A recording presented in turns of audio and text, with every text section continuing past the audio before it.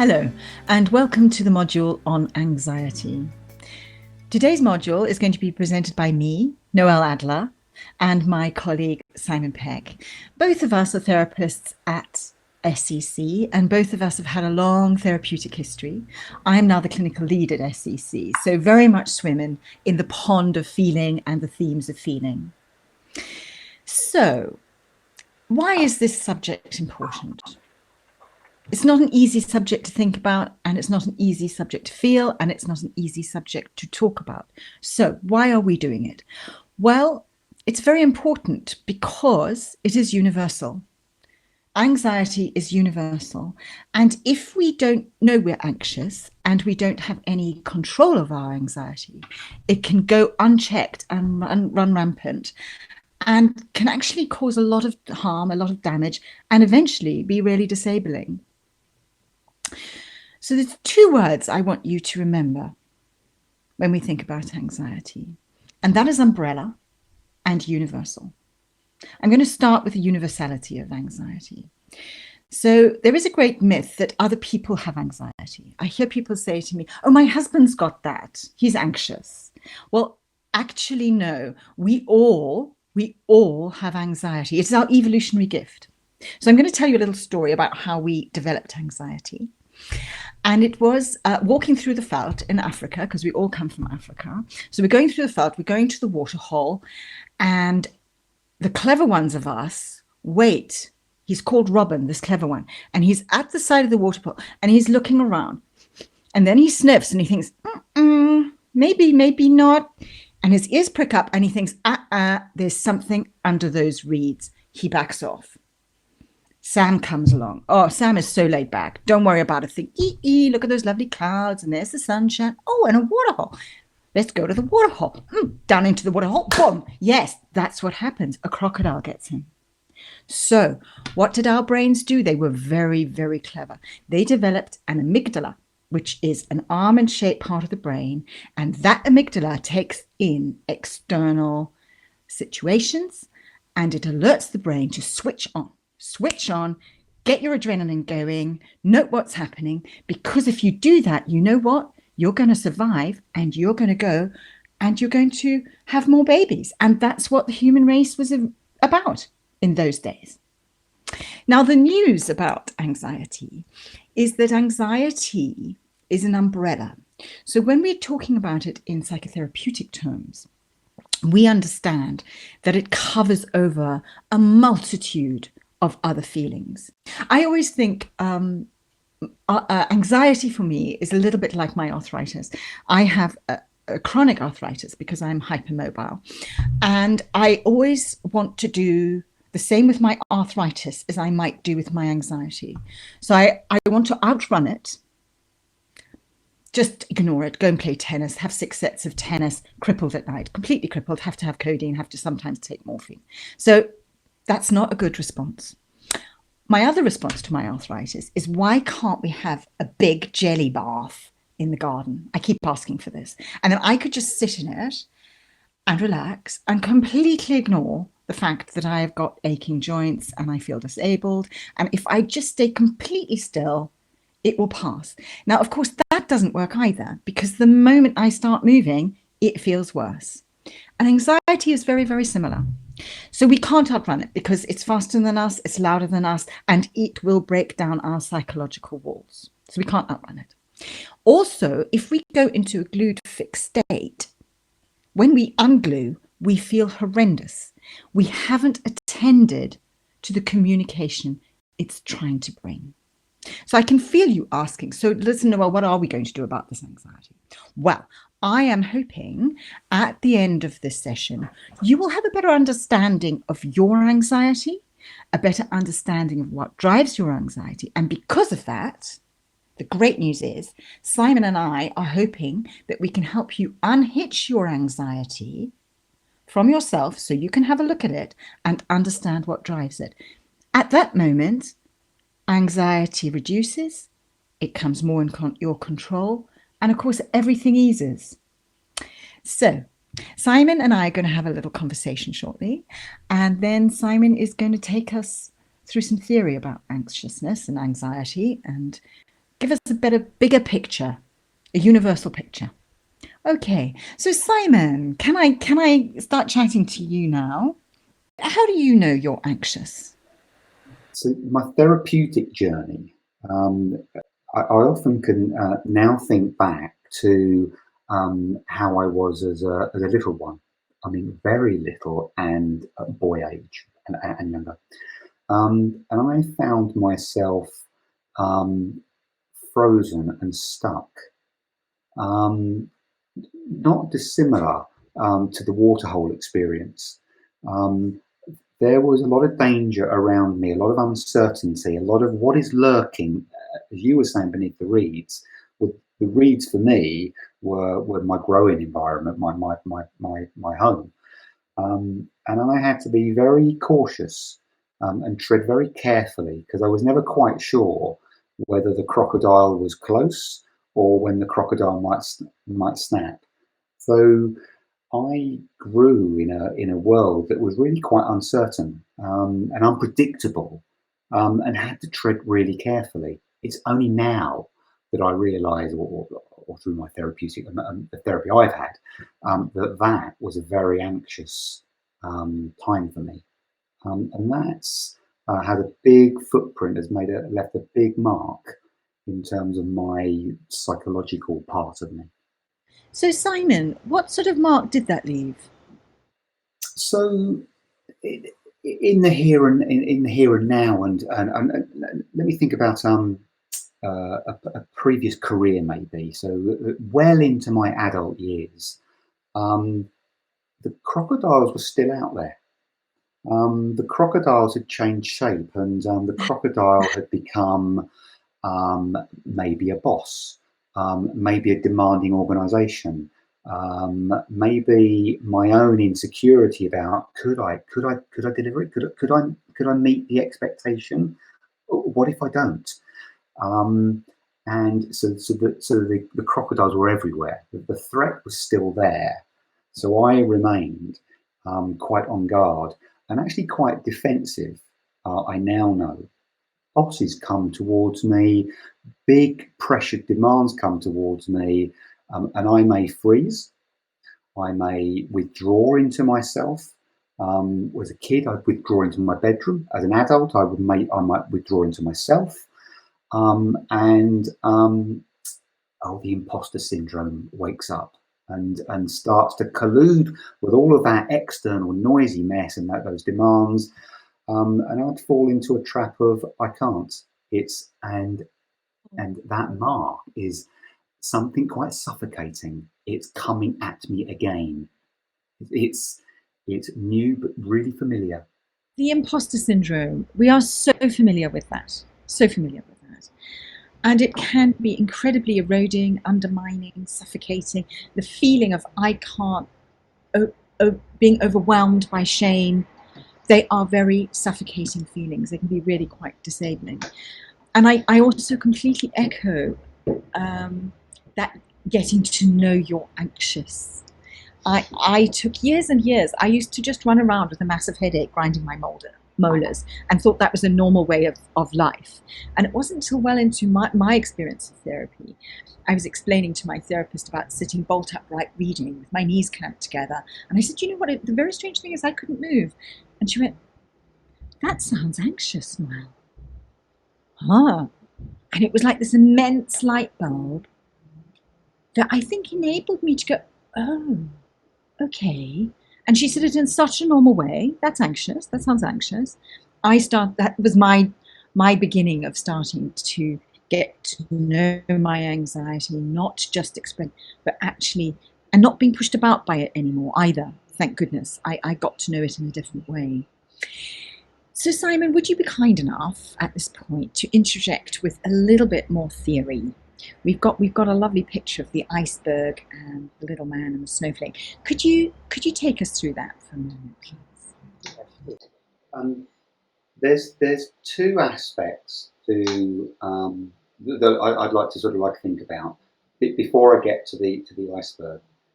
So the first is the way I think about how we as organisms, as whole beings, experience anxiety is in this sequence. First of all, there's an external event outside of our body, the crocodile, the water hole, the boss in my scenario. There's an external event that happens. That external event is picked up by our senses, whether we hear something, whether we see something, smell something, touch something, whatever. It's picked up. Those senses are then processed chemically, automatically, and without any conscious input from ourselves in our brains, in our mind. And at that point, if the external stimulus is perceived by us or as an organism as a threat, the crocodile, then we will have a fear reaction. And when a fear reaction happens within our brains or our bodies will be flooded with cortisol, noradrenaline, adrenaline, the chemicals, because we are chemical and we are biological. That's out of our control. What then happens is that we will then respond to that external threat, that internal chemical process, and we will then react in a myriad of ways. We may withdraw, we may fight, we will do what we will do, we will react. So one half of that is not controlled. We cannot control the signal, what's coming from the outside. That's not in our control. But we can control the loudness, the volume of what's going on. This is where the iceberg and the triangle in one of the slides becomes quite useful. So the iceberg is a gift given to us by Freud. As Freud was trying to help us understand what we know, what is in our conscious awareness, what is partially sort of like aware, and what is substantially unaware, out of our awareness, our unconscious. Thinking of the snowflake on top of the iceberg, that's the part that we can see. That's the fear. That's a really small part that we can instantly chemically instantly respond to. The next bit down is where we can start to partially make some sense of what that external world is about. I'll use an example of the water hole. One character is completely unaware and cavalier about it. He gets eaten. Another animal character, what have you, is a bit hesitant. He's got some awareness that there's something out there, and chooses a different response. But Freud then leaves us with this conundrum that the vast bulk of the iceberg is underwater. It's completely out of our awareness, and it's that aspect that Noelle and I, in our professional work, want to really talk to be curious about, to see whether it can reveal itself. That's where my child rests. When I'm seeing my boss as an attacking force, that response is coming from decades ago. That out of awareness part of me, that unconscious part of me, that stored memory. That's where my acting out. That's where my chemical mind, my reaction comes. My reaction in the here and now is actually a reaction from the there and then. Yes, Simon, absolutely, absolutely. You're tying that up beautifully. That our past lives with us. We don't disconnect from it. The more we can understand our past, the more we can make sense of our present. Completely. And I would agree with you that the more we can make our unconscious heard to ourselves, the less loud it has to shout. And of course, our soma, our bodies, reside in the unconscious sphere, and they are a great communicator. I think you've got a lovely three bases theory, haven't you, that you've developed, Simon? Could you take us through first, second, and third base in regards to anxiety? Yeah, of course. I stumbled across what I then thought of as basis so I can visually see it in my own therapy. And when it's appropriate, I share it with people that I work with. The first base, the bases are all about stages of awareness and stages of choice in response to the reaction part of the event. That's happened, we've processed it, that's happened, and how we respond is where the base is for it.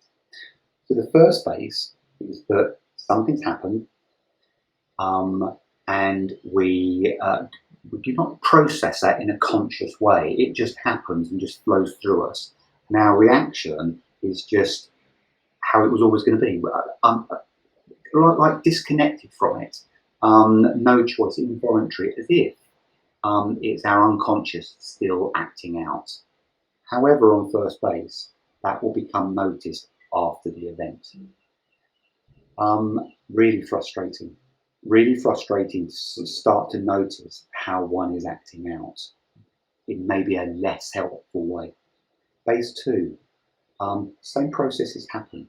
However, what will happen there might be that one would experience maybe felt senses, tightening, a hot flush. One might think and have lots of internal dialogue.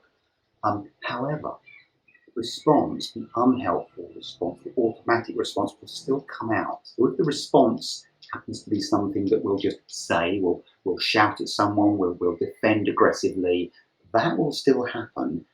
But on base two, we actually know what's going on, or we can feel it coming, but I don't quite catch it in time on base two. Base three, same processes happen. However, now I stop. Now, instead of it being an involuntary response I cannot control, I now choose a different response. One that works for me in the here and now. One that isn't saddled to my old responses, maybe as the child. So it's still felt, but I'm in a place of being able to control, being able to choose how I respond. The basis. Thank you, Simon. That's incredibly helpful, because that's what we want. We want people listening to this to be able to feel, okay, so anxiety is just anxiety. Let's not get anxious about being anxious. Let's not get angry about being anxious. Let's not get upset about being anxious. It's much easier, if we're feeling anxious, just to feel anxious. When we can do that, we have a hope of pinpointing it. And it's really important we do pinpoint it, because otherwise anxiety will just keep knocking louder and louder. And you will find that rather than just being in it and owning it, you will get driven around by it. When anxiety is in control, we go into flight, fight, and freeze. Now, that's the bit we want to stop. Because until you stop and you breathe, you can't bring the chairperson who sits in your frontal lobe on board. So breathe. Stop, breathe. Listen to your body. What is your body communicating? Then we can go to the umbrella part of it and think, what are the roots? What are the roots to my anxiety? So, just to help you get that chairman or chairperson in your frontal lobe on board, we've devised the tree of anxiety. Welcome to this tree. It's a place where you can put down your anxious thoughts, you can know what's going on in your body, and you can figure out the roots of what might be feeding your thoughts and feelings. It's quite a quick animation, so feel free to pause it at any time and take your time over it. Just enjoy. The takeaways for today. So the takeaways are, here she goes on again about banging on being universal. Anxiety is universal. We cannot get away from that. It is a human condition. It is a gift from evolution. There is no shame in feeling anxiety. It is data. It is data from our being to ourselves, and it wants attention. So that we don't fall down the canyon of anxiety and let it disable us, let's pay note to it, let's listen to it, and let's take action. The other takeaway, anxiety is not like the flu. We don't catch it. Anxiety is our own. We may get more and more anxious when we're with very anxious people. And again, that's a herd response. That's an evolutionary response. It is still our anxiety. It can feel horrible, anxiety. But if you can make a better friend of it, it can be enormously helpful. Thank you. Thank you very much for coming along this presentation with Simon and I today. We hope that it helps you enormously. Thank you very much.